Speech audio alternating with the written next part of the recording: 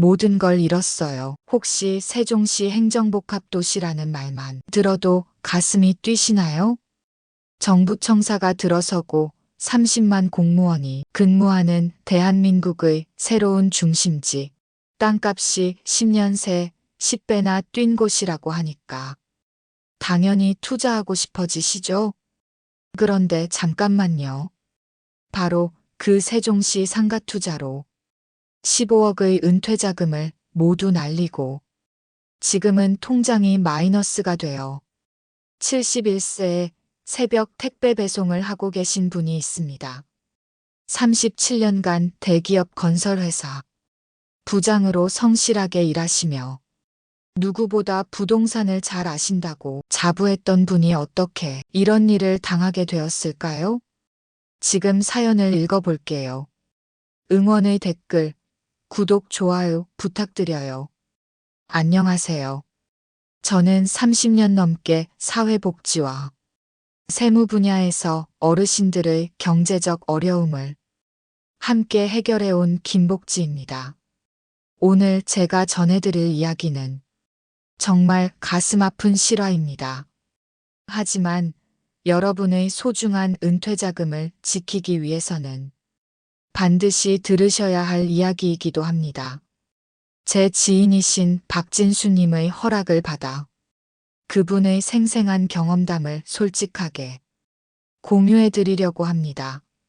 박진수님은 올해 71세로 1987년부터 2019년까지 37년간 대형 건설회사에서 부장까지 지내신 성실한 직장인이셨습니다. 퇴직 당시 받으신 퇴직금만 5억 원, 평생 모아온 예금과 주식, 그리고 서울 강남 아파트까지 합치면 총 자산이 무려 15억 원에 달했던 분입니다.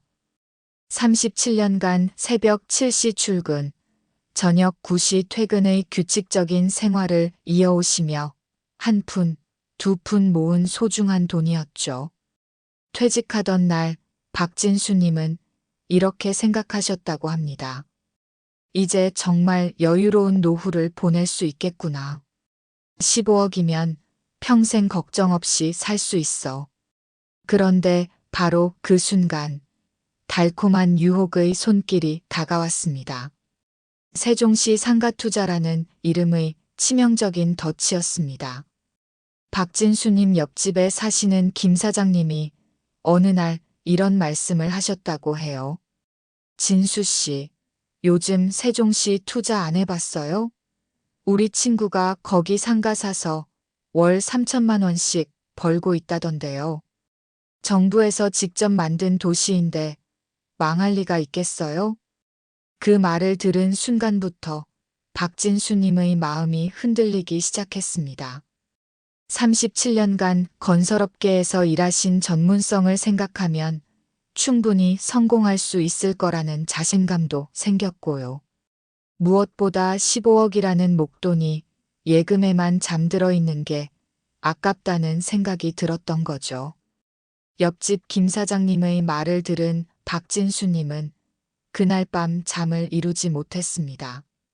15억이 예금에만 있어봐야 연 이자가 6천만 원 정도였는데 세종시 상가 투자로 월 3천만 원을 벌 수 있다면 연 3억 6천만 원이니까 6배의 수익이었거든요. 퇴직 후 3개월째 박진수님은 한국도시투자개발이라는 회사의 설명회에 참석하게 되었습니다. 강남역 근처 고급 호텔에서 열린 그 설명회에는 50대 후반에서 60대 초반의 은퇴자들이 가득했어요. 40대 초반의 깔끔한 정장을 입은 김 대표가 무대에 올라서자 웅성거림이 잦아들었습니다.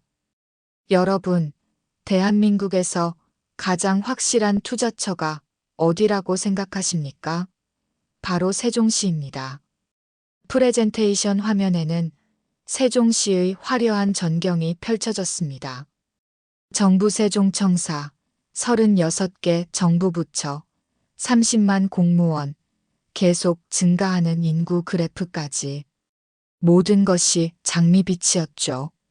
특히 제가 오늘 소개해드릴 상가는 세종시 중심가 핵심 입지에 위치합니다. 지하 1층, 지상 3층 총 300평 규모의 20개 호실로 구성되어 있어요. 정부 청사에서 도보 10분 거리, 지하철역에서 5분 거리입니다. 박진수님의 눈이 반짝였습니다. 37년간 건설업계에서 일하신 경험으로 봤을 때도 정말 좋은 입지였거든요. 현재 분양가는 호실당 평균 2억 5천만 원, 총 50억 원입니다. 하지만 오늘 계약하시는 분들께는 특별가로 40억에 드리겠습니다. 10억 할인입니다. 그 순간 박진수님은 가슴이 뛰는 걸 느꼈습니다. 하지만 40억은 자신이 가진 15억보다 훨씬 큰 금액이었어요.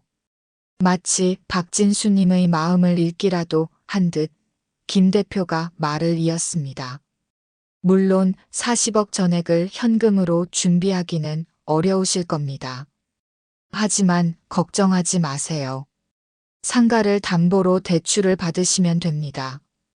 15억을 계약금으로 넣으시고 나머지 25억은 1순위 담보대출로 해결하시면 됩니다. 임대 수익이 월 3천만 원은 충분히 나올 테니까 대출이자는 걱정하지 마세요. 계산기를 두드려 보니 정말 그럴듯했습니다. 20개 호실이 모두 임대되면 호실당 월 150만 원씩만 받아도 월 3천만 원이었거든요. 25억 대출의 월이자가 대략 700만 원 정도였으니 차감해도 월 2,300만 원의 순수익이 예상되었습니다. 설명회가 끝난 후 김 대표는 박진수님을 따로 불렀습니다. 박 부장님, 건설업계에서 37년간 일하신 경험이 있으시니 이 투자의 진짜 가치를 아실 겁니다. 세종시는 절대 실패할 수 없는 구조예요. 정부 주도로 개발되는 도시이고 공무원들의 안정적인 수요가 있어요. 더군다나 아직 상가 공급이 부족한 상황이라 선점 효과도 누릴 수 있습니다.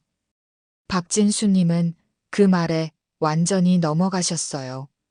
집에 돌아와서 아내분께 흥분된 목소리로 말씀하셨죠. 여보, 정말 좋은 기회가 생겼어. 세종시 상가인데 정부에서 직접 만든 도시야. 망할 리가 없어. 하지만 아내분의 반응은 달랐습니다. 여보, 40억은 너무 큰 돈 아니에요? 우리가 가진 돈보다 훨씬 많잖아요. 대출을 25억이나 받는다는 것도 부담스러워요. 박진수님은 아내분을 설득하기 시작했습니다. 내가 37년간 건설업계에서 일했잖아. 부동산이 어떻게 돌아가는지 누구보다 잘 알아. 이런 기회는 흔하지 않아. 결국 아내분도 남편을 믿기로 하셨습니다. 37년간 성실하게 일해온 남편의 판단력을 의심할 이유가 없었거든요. 2020년 4월 코로나가 한창이던 시기에 계약이 체결되었습니다. 계약금 15억 원을 입금하는 순간 박진수님은 제2의 인생이 시작되는 기분이었다고 하셨어요. 하지만 첫 번째 문제는 바로 시작되었습니다. 상가 완공이 6개월이나 지연된 거예요. 코로나로 인한 건축자재, 수급 차질, 인력 부족이 원인이었습니다. 그동안 대출이자는 매달 700만 원씩 나갔어요. 6개월이면 4,200만 원. 아직 임대 수익은 한 푼도 들어오지 않는 상황에서 말이죠. 2020년 12월 드디어 상가가 완공되고 임대업이 시작되었습니다. 하지만 현실은 예상과 달랐어요. 20개 호실 중에서 겨우 6개 호실만 입주자를 구할 수 있었습니다. 더 큰 충격은 임대료였어요. 호실당 월 150만 원으로 계산했는데 실제로는 평균 80만 원에 임대할 수밖에 없었습니다. 주변에 비슷한 상가들이 너무 많았거든요. 월 임대 수익이 480만 원, 대출이자가 700만 원이니 매달 220만 원의 적자였습니다. 여기에 관리비, 세금까지 더하면 매달 400만 원씩 손해를 보는 상황이었죠. 여보, 이상해요. 분명히 월 3천만 원은 들어올 거라고 했는데. 아내분이 걱정스러운 표정으로 말씀하셨을 때 박진수 님도 당황하셨지만 곧 회복될 거라고 생각하셨어요. 코로나 때문에 일시적인 현상일 거야. 상황이 좋아지면 입주율도 올라갈 거고. 하지만 2021년이 되어도 상황은 나아지지 않았습니다. 오히려 더 악화되었어요. 기존 입주자들도 하나둘 떠나기 시작했거든요. 코로나 장기화로 자영업자들이 버티기 어려워진 거죠. 박진수 님이 저를 처음 찾아오신 건 바로 그때였습니다. 2021년 가을이었어요. 선생님, 저 정말 어떻게 해야 할까요? 퇴직금 5억도 이미 다 써버렸어요. 매달 400만 원씩 적자가 나는데 이 상태로는 몇 달도 못 버텨요. 그때 박진수님의 표정을 지금도 잊을 수가 없습니다. 평생 성실하게 살아오신 분이 이렇게 절망에 빠진 모습을 보는 게 정말 안타까웠어요. 상황을 자세히 들어보니 더욱 심각했습니다. 20개 호실 중 입주한 곳이 4개로 줄어들었고 나머지 16개는 모두 공실이었어요. 그나마 들어와 있는 임차인들도 임대료를 제때 못 내는 경우가 많았습니다. 작은 카페 하나 들어왔는데 3개월째 임대료를 못 내고 있어요. 쫓아내자니 다른 입주자 구하기도 어렵고 그냥 두자니 손해가 계속 늘어나고 설상가상으로 2022년 들어서면서 주변에 대형 프랜차이즈들이 들어오기 시작했어요. 스타벅스, 맥도날드 같은 브랜드들이 바로 옆 블록에 오픈한 거죠. 이제 정말 끝난 것 같아요. 우리 같은 소형 상가에 누가 들어오겠어요? 박진수님의 한숨 섞인 목소리가 아직도 귀에 선합니다. 이런 과정을 지켜보시는 여러분들도 꼭 기억해 주세요. 아무리 좋은 입지라도 공급 과잉이 되면 소용없다는 것을요. 이 영상이 도움이 되신다면 구독과 좋아요를 꼭 눌러주세요. 2022년 여름, 박진수님은 결국 매물로 내놓기로 결심하셨습니다. 더 이상 버티다가는 서울 아파트까지 이를 수 있었거든요. 하지만 매물을 내놓아도 관심을 보이는 사람이 아무도 없었어요. 부동산 중개업소에서는 이런 말을 했답니다. 사장님, 요즘 이런 상가 매물이 너무 많아요. 가격을 많이 내리지 않으면 팔기 어려울 것 같은데요. 40억에 산 상가를 30억에 내놓았지만 연락 오는 사람이 없었어요. 28억, 25억으로 계속 내려도 마찬가지였습니다. 결국 부동산 중개업소에서 경매를 권유했어요. 사장님, 이 상황에서는 경매로 넘기는 게 차라리 나을 것 같습니다. 계속 홀딩하고 계시면 관리비와 세금만 더 나갈 뿐이에요. 2022년 겨울, 상가는 결국 경매에 넘어갔습니다. 법원 감정가는 총 32억 원으로 나왔어요.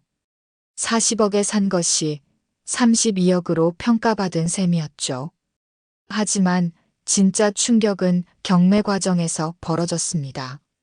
첫 번째 경매에서는 입찰자가 아무도 나타나지 않았어요. 두 번째, 세 번째도 마찬가지였습니다.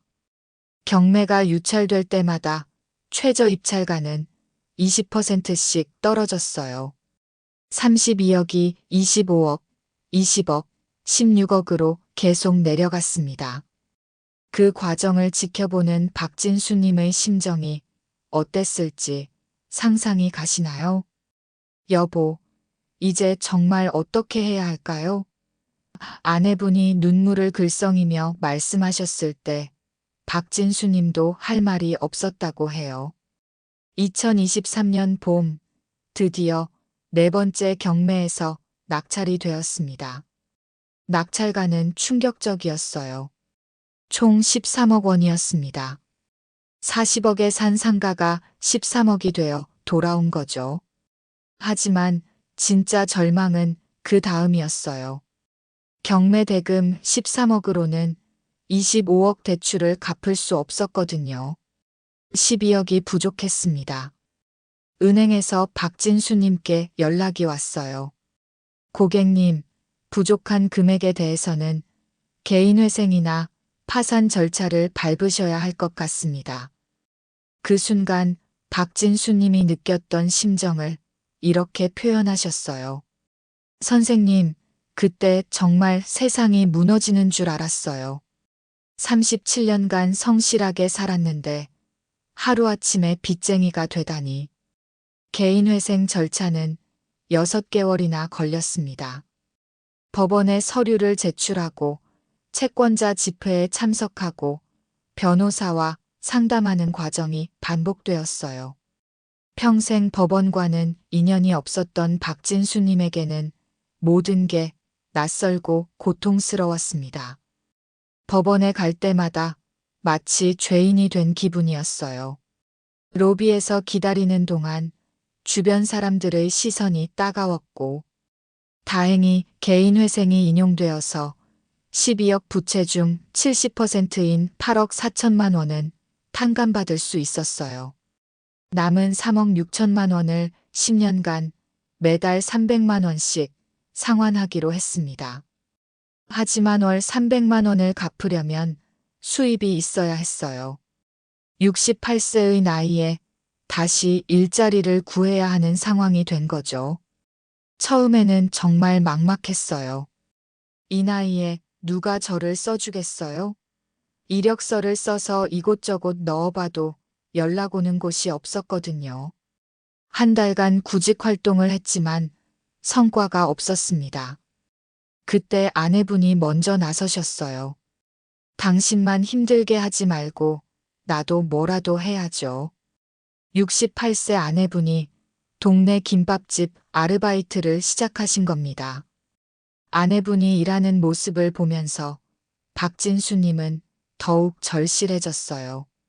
아내가 이렇게 고생하는데 나만 집에 있을 수는 없다. 마침 동네 택배 대리점에서 배송기사를 구한다는 공고를 보셨어요. 나이 제한이 없고 건강하면 누구나 할 수 있다는 조건이었습니다.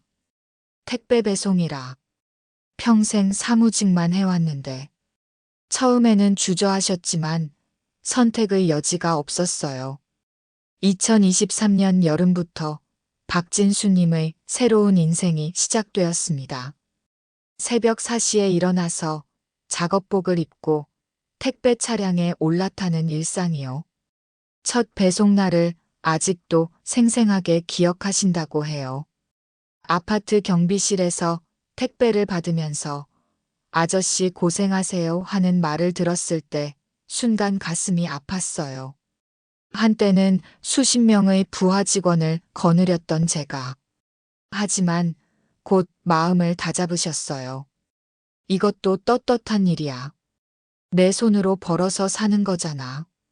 하루 8시간씩 배송을 하시면 하루 수입이 12만 원 정도 나왔어요.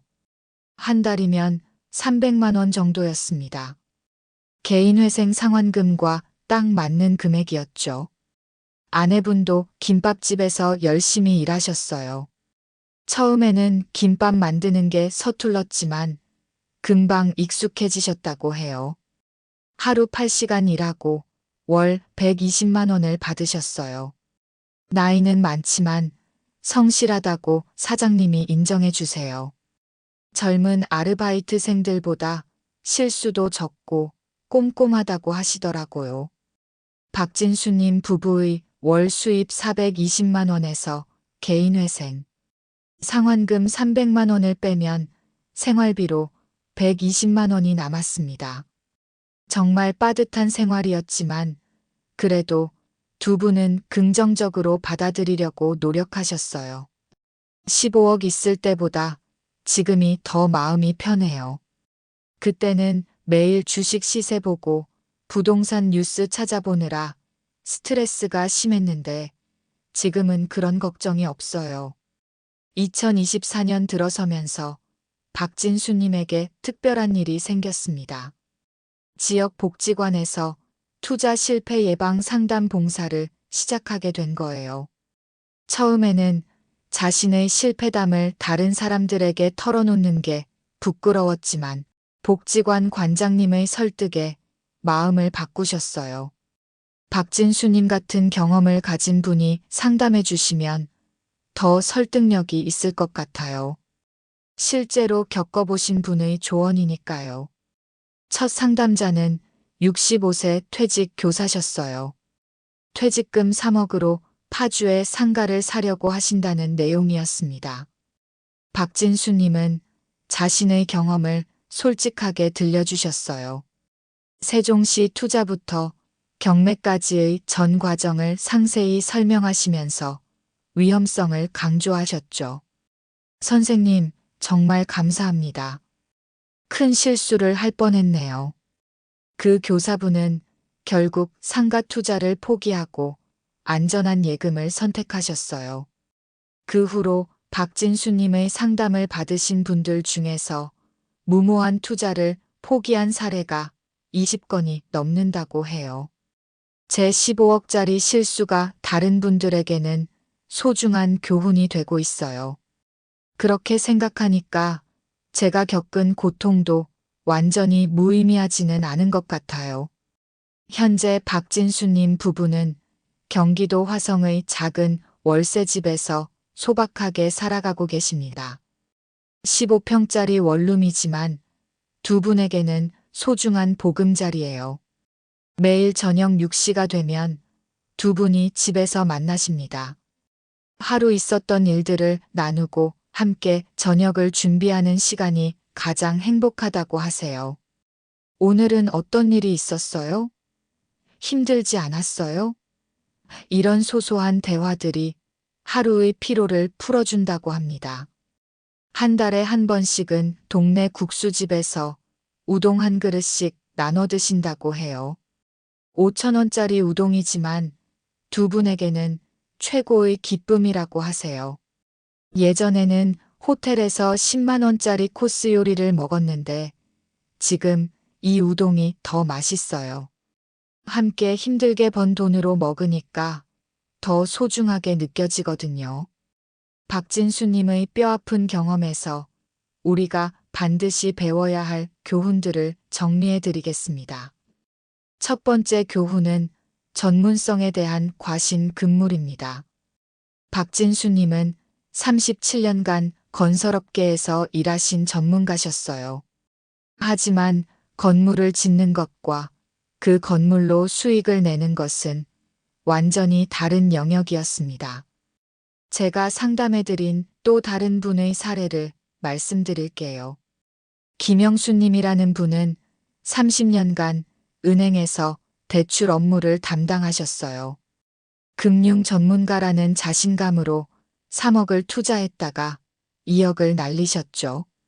돈의 흐름은 잘 알았지만 부동산 시장은 달랐어요.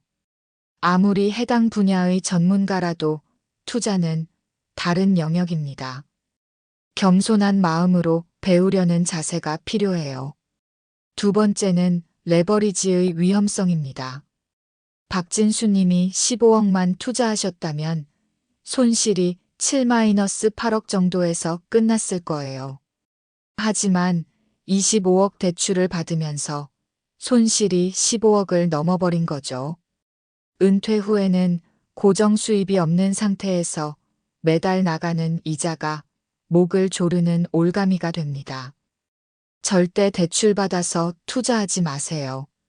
세 번째는 공급 과잉 위험 간과입니다. 세종시가 발전한다는 것은 맞았어요. 하지만 그걸 노린 투자자들이 너무 많았던 거죠. 같은 시기에 비슷한 상가들이 동시에 공급되면서 과당 경쟁이 벌어진 겁니다. 투자 전에는 해당 지역의 향후 공급 계획을 반드시 확인하세요. 아무리 수요가 많아도 공급이 더 많으면 임대료는 떨어질 수밖에 없어요. 네 번째는 업체의 달콤한 말 주의입니다. 그 투자 회사에서는 좋은 얘기만 했어요. 월 3천만 원 수익, 안정적인 임대, 정부 정책 뒷받침까지. 하지만 위험 요소는 제대로 설명하지 않았죠. 지금 아니면 기회가 없다. 특별 할인가, 확실한 수익 보장 같은 말들을 들으면 오히려 더 의심해야 합니다. 진짜 좋은 투자는 급하게 결정할 필요가 없어요. 다섯 번째는 현금 흐름 계획의 중요성입니다. 박진수님은 모든 호실이 임대될 것으로 계산하셨어요. 하지만 신규 상가의 평균 입주율은 60-70% 정도입니다. 최악의 시나리오도 고려해서 입주율 50%, 임대료 20% 하락 상황에서도 버틸 수 있는지 계산해 보세요. 그래도 수익이 나온다면 투자해도 되지만 적자가 예상된다면 과감히 포기하는 게 맞아요. 여섯 번째는 긴급자금 확보입니다. 박진수님은 15억을 모두 투자에 넣으시면서 비상금을 전혀 준비하지 않으셨어요. 상가에서 수익이 안 나올 때 대안이 없었던 거죠. 은퇴자금과 별도로 최소 2년간의 생활비는 현금으로 보유하고 계셔야 해요. 예상치 못한 상황에 대비하기 위해서입니다. 이런 소중한 교훈들을 더 많은 분들이 알 수 있도록 지금 좋아요와 구독을 눌러주세요. 여러분의 작은 관심이 누군가의 15억을 지켜줄 수 있습니다. 그럼 이제 올바른 은퇴 자산 관리 방법을 알려드릴게요.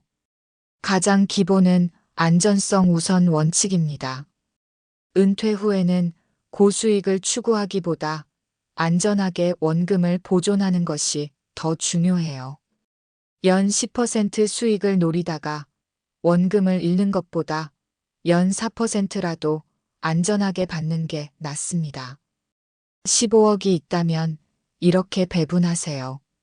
50%인 7억 5천만 원은 예적금에, 30%인 4억 5천만 원은 국채나 안전한 회사채에, 20%인 3억 원만 배당주나 신탁상품 같은 투자에 넣는 거예요. 이렇게 하면 최악의 경우에도 80% 이상의 자산은 안전하게 보호할 수 있어요.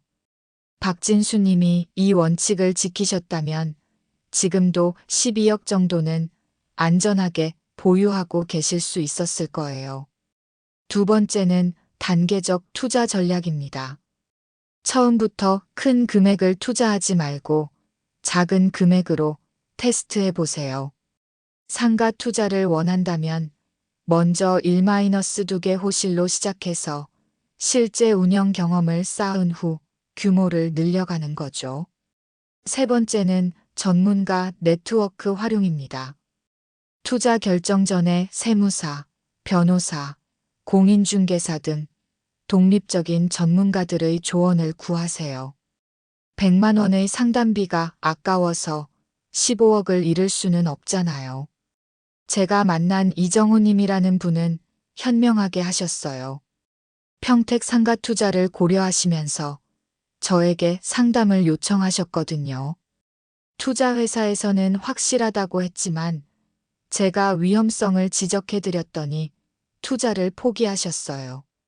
상담비 50만 원 들었지만 3억을 지킬 수 있었어요. 정말 고마워요. 이후 그 지역 상가들이 실제로 어려움을 겪고 있다는 소식을 들으셨을 때 얼마나 다행스러워 하셨는지 모릅니다. 마지막으로 가장 중요한 것은 가족이 최고의 자산이라는 점입니다. 박진수 님도 15억을 잃었지만 아내분과 함께 이겨내고 계시거든요. 돈은 다시 벌 수 있어도 가족을 잃으면 모든 걸 잃는 겁니다. 아내가 곁에 있어서 다시 일어설 수 있었어요. 혼자였다면 진짜 포기했을 거예요. 박진수님의 이 말씀이 모든 걸 말해주는 것 같아요. 박진수님은 요즘 새로운 꿈을 키우고 계십니다. 자신의 경험을 더 많은 사람들에게 알리고 싶다는 꿈이에요. 얼마 전에는 MBC 시사 프로그램에서 인터뷰 제안이 들어왔다고 하시더라고요. 처음에는 망설였어요. 제 부끄러운 실패담을 전국에 공개한다는 게 쉽지 않았거든요. 하지만 저와 같은 피해자가 더 생기지 않았으면 하는 마음에 출연하기로 했어요. 방송 후에 박진수님께 수많은 격려 메시지가 쏟아졌다고 해요. 비슷한 경험을 하신 분들도 많이 연락을 주셨고 투자를 고민하던 분들이 마음을 바꾸었다는 소식도 전해졌습니다. 제 실패가 다른 분들에게는 15억을 지켜주는 이야기가 되었어요. 그렇게 생각하니까 제가 겪은 고통도 의미가 있는 것 같아요. 현재 박진수님 부부는 매일 새벽 4시에 일어나 각자의 일터로 향합니다. 71세에 택배 배송, 68세에 김밥집 아르바이트라는 현실이 힘들지 않냐고 물어보면 이렇게 답하세요. 건강하게 일할 수 있다는 게 감사해요. 무엇보다 아내와 함께 이 어려움을 헤쳐나가고 있다는 것만으로도 충분히 행복합니다. 정말 대단한 정신력이시죠? 저도 박진수님을 만날 때마다 많은 걸 배웁니다. 진정한 부는 통장의 숫자가 아니라 역경을 이겨내는 마음의 힘에 있다는 것을요. 박진수님이 후배들에게 꼭 전하고 싶다고 하신 마지막 당부 말씀을 전해드릴게요. 은퇴자금으로는 절대 투기하지 마세요. 큰 수익을 노리지 마시고 안전하게 지키는 것부터 생각하세요. 특히 대출받아서 투자하는 건 정말 위험합니다. 그리고 아무리 확실해 보이는 투자라도 가족이 반대하면 한 번 더 신중하게 생각해 보세요. 무엇보다 건강과 가족이 최고의 자산이라는 걸 잊지 마세요.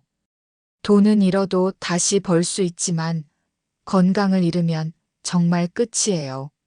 사랑하는 사람들과 함께 할 수 있다면 그것만으로도 충분히 행복한 거예요. 여러분들도 박진수님의 이런 값진 조언을 꼭 기억해 주세요. 그리고 주변에 비슷한 투자를 고려하고 계신 분들이 있으시다면 이 영상을 꼭 공유해 주세요. 한 사람의 소중한 은퇴자금을 지켜줄 수 있을지도 모르니까요.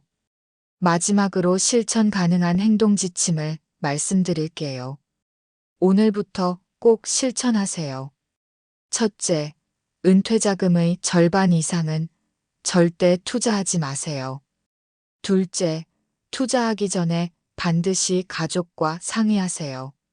셋째, 전문가 상담을 받고 계약서는 변호사와 함께 검토하세요. 넷째, 대출 투자는 절대 금물입니다. 다섯째, 너무 좋은 조건은 의심해 보세요. 이 5가지만 지켜도 박진수님 같은 일은 피할 수 있어요. 지금 댓글로 실천하겠습니다라고 남겨주세요. 여러분의 다짐이 실제 행동으로 이어질 수 있도록 저도 계속 응원하겠습니다. 박진수님은 지금도 매주 복지관에서 상담 봉사를 계속하고 계십니다. 제 실수를 통해 한 분이라도 더 현명한 선택을 하셨으면 좋겠어요. 정말 존경스러운 마음가짐입니다. 자신의 실패를 숨기지 않고 오히려 다른 사람들을 위한 교훈으로 승화시키신 거거든요. 오늘 이 영상을 끝까지 시청해주신 여러분들께 진심으로 감사드립니다. 박진수님의 아픈 경험담이 여러분의 소중한 은퇴 자금을 지키는데 조금이라도 도움이 되었기를 바랍니다. 앞으로도 어르신들에게 도움이 되는 정보들을 계속 전해드릴 예정입니다. 구독과 알림 설정을 꼭 부탁드리고요. 이 영상이 도움이 되셨다면 좋아요도 꼭 눌러주세요. 여러분의 관심과 응원이 저에게는 큰 힘이 됩니다. 오늘도 새벽 4시에 일어나서 택배 배송을 나가시는 박진수님의 건강과 행복을 진심으로 기원합니다. 그리고 이 영상을 보고 계신 모든 분들도 안전하고 행복한 노후를 보내시기를 바랍니다. 지금까지 김복지였습니다. 다음 영상에서 또 만나요. 감사합니다.